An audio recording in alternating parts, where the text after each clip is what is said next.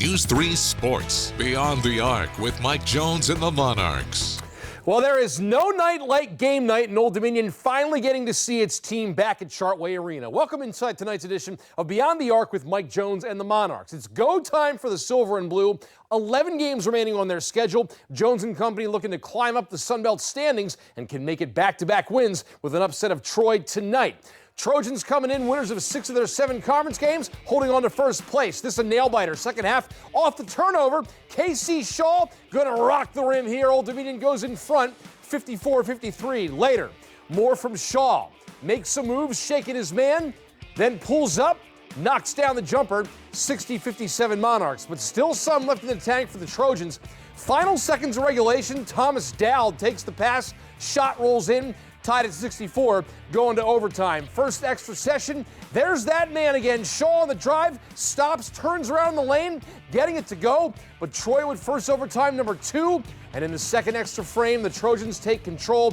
First, Victor Valdez gets the open look from deep and knocking it down.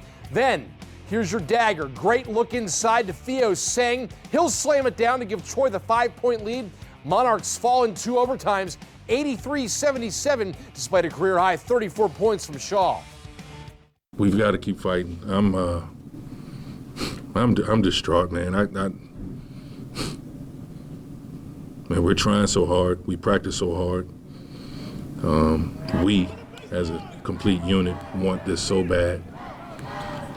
And, yeah, we're going to keep fighting, though. We're going to keep fighting.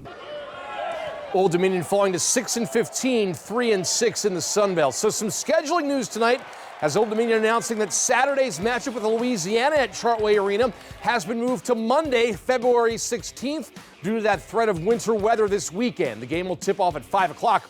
As for the Ronnie Valentine jersey retirement, that'll slide to February 14th, Valentine's Day, against Georgia State. Alumni Day and senior recognition will also take place on the 14th. So here's a quick look at what's to come. With Saturday's game moved back a few weeks, the Monarchs head back out on the road to Arkansas State and Texas State next week.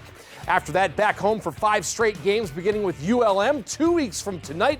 The final non-conference game is February 7th against Ohio in the Sun Belt MAC Challenge. Now, still ahead, one of the Monarchs' most key pieces starting to find his rhythm once again. We're sitting down with Robert Davis Jr. coming up right after this.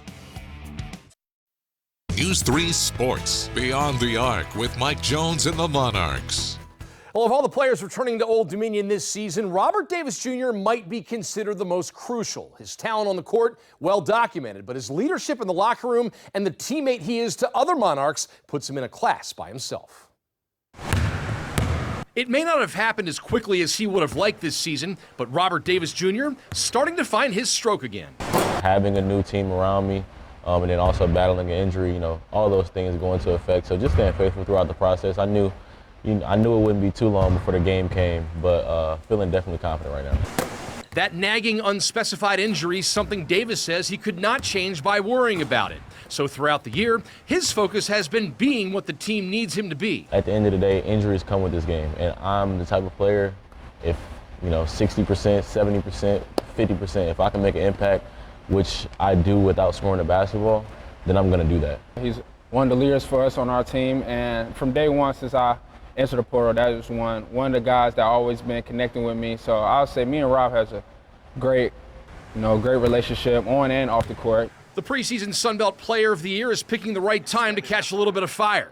He's scored in double figures for the last 5 games, hitting 20 or more twice during that span as the Monarchs eye a late season push. Regardless of record, regardless of out-of-conference record, regardless of our conference record right now, all of those are still attainable. So, it's kind of easy to stay the course because the goals are not gone. The season's not over with. You still got the Sun Belt tournament, and at the end of the day, we're in conference. This is where it really matters. So, that's one thing he always told us, just don't worry about the past. We gotta look forward.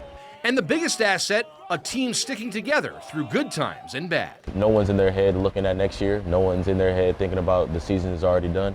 We're still preparing and still, looking at each other like we have a chance to do something great and something special for this university. So that's what we're focused on. Now, as for tonight against Troy, Davis playing 43 minutes, knocking down a free throw late in regulation. He's one of 4 Monarchs averaging in double figures this season in scoring. Well, as mentioned, Davis and the Monarchs looking to climb up those standings. Let's take a closer look at those ranks after tonight. Troy with some cushion after that win in Norfolk this evening ahead of Georgia Southern and Southern Miss. A log jam in the middle with 4 teams in a 4th place tie. 3 squads just a half game back with a 500 record in the conference. There you see Old Dominion at 12th. The Monarchs with a week to rest up before hitting the road to Arkansas State. Still some time to make a climb up these standings. That's going to wrap up tonight's edition of Beyond the Arc with Mike Jones and the Monarchs. Remember, your next chance to catch the silver and blue will be February 4th at home when Old Dominion hosts Louisiana Monroe at Chartway Arena. Thanks so much for joining us, everybody. Have a great Wednesday night.